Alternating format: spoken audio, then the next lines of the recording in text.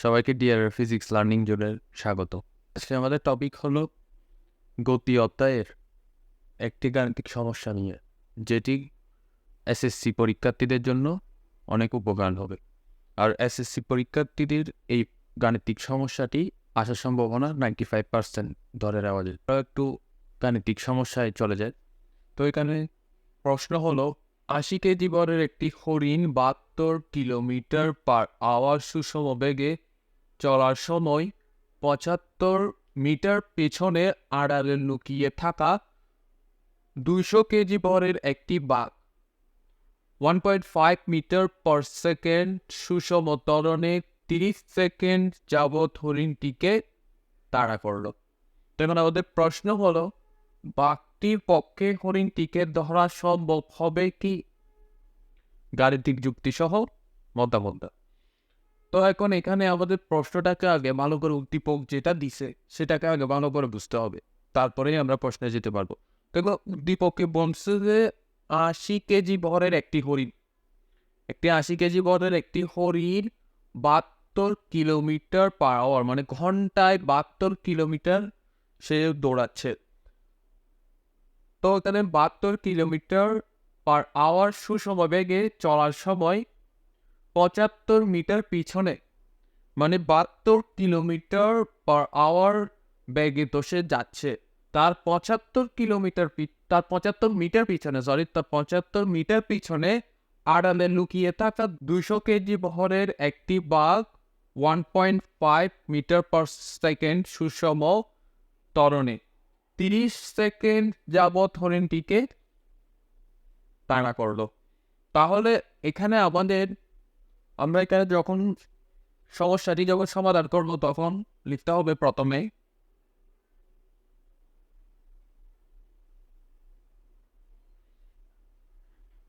দেওয়া আছে লিখে আমরা পাশে লিখবো। প্রথমে পাশে একটা দাগ দিয়ে কি কি দেওয়া আছে সেগুলো এখানে লিখবো। এখানে দেওয়া আছে একটি হরিণ 72 কিলোমিটার পার আওয়ার সুষম বেগে চলতে থাকে। তাহলে আমাদের লিখতে হবে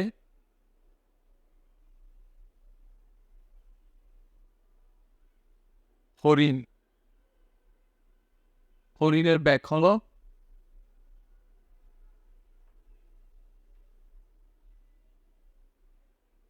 v is equal to 72 kilometre per hour. তাহলে কিলোমিটার থেকে মিটার আনতে হবে 72 to 1000।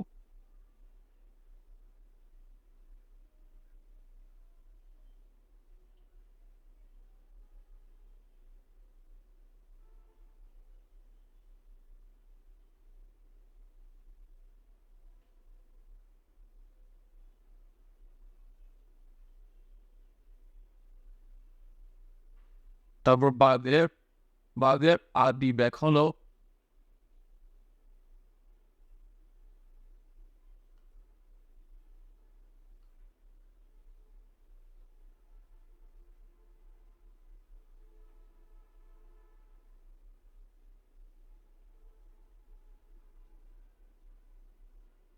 u is equal to 0 metre per second.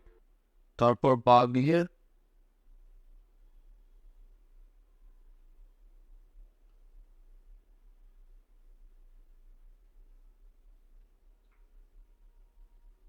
সুষম ত্বরণ হলো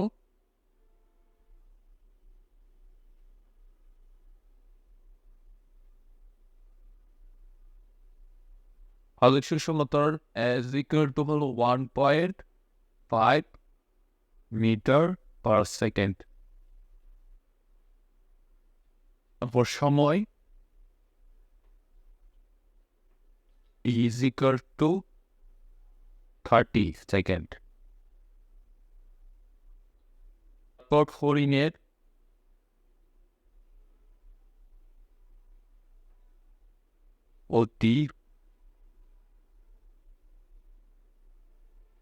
অতিক্রান্ত দূরত্ব S1 বাঘের অতিক্রান্ত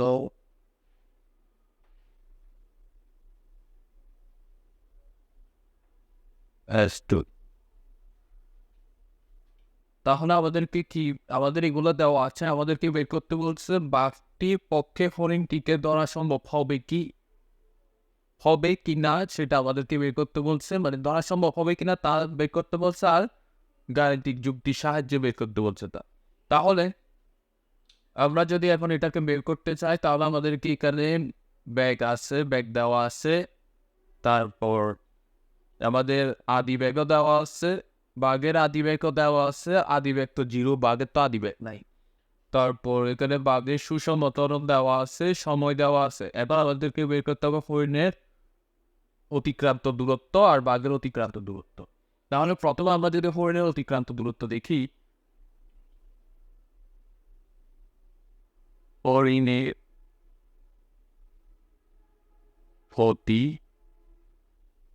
অতিক্রান্ত দূরত্ব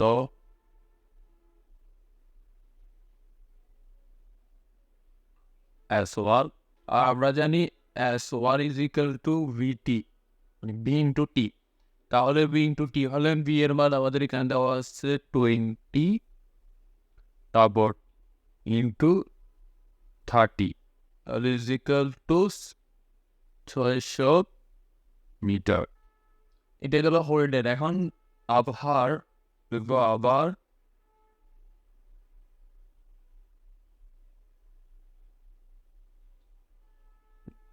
বাঘের অতিক্রান্ত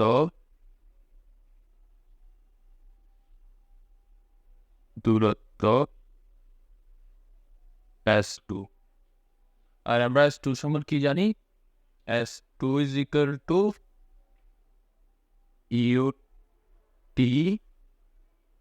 UT plus half into a T square। তারপর এখন আমাদের U এর মান দেওয়া আছে, U এর মান হলো 0 ইন্টু T এর মান দেওয়া আছে, T এর মান হলো 30, তো প্লাস হাফ ইন্টু এর মান 1.5, তারপর T এর মান হলো ইন্টু 30 স্কয়ার। যখন আমরা এটাকে ক্যালকুলেশন করব, তখন বের হবে 675 মিটার। এটা হলো আমাদের 675 মিটার। এখানে লিখতে পারি আমরা, সুতরাং হরিণটিকে ধরতে হলে বাঘটির মোট দূরত্ব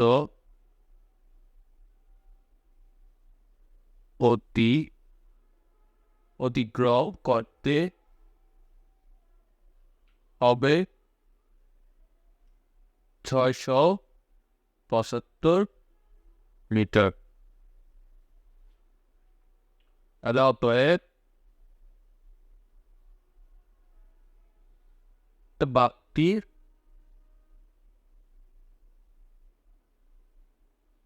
বাঘটির পক্ষে হরিণটিকে ধরা সম্ভব হবে।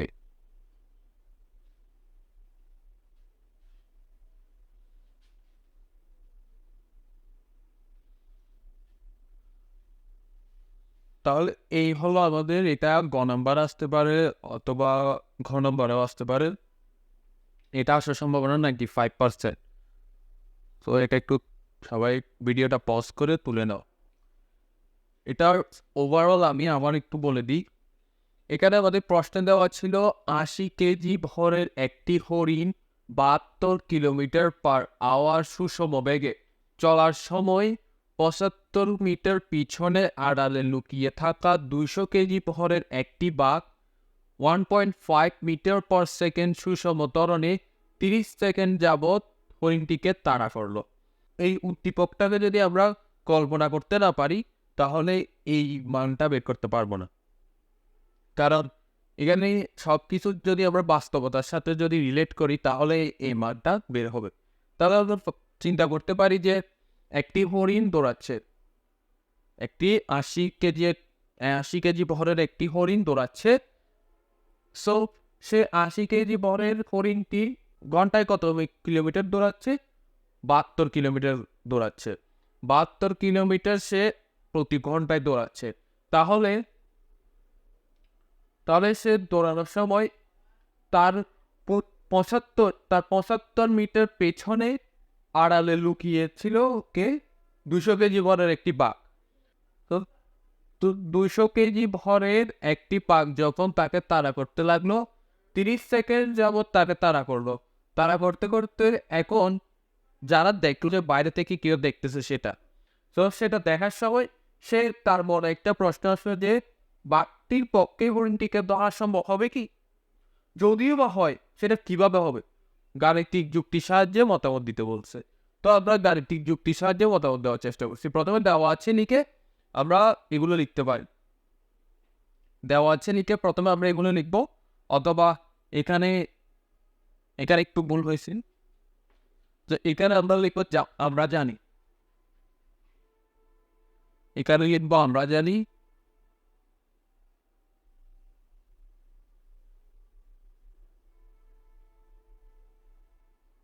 এখানে লিখবো আমরা জানি, আর এখানে উপরে এগুলো দেওয়া আছে।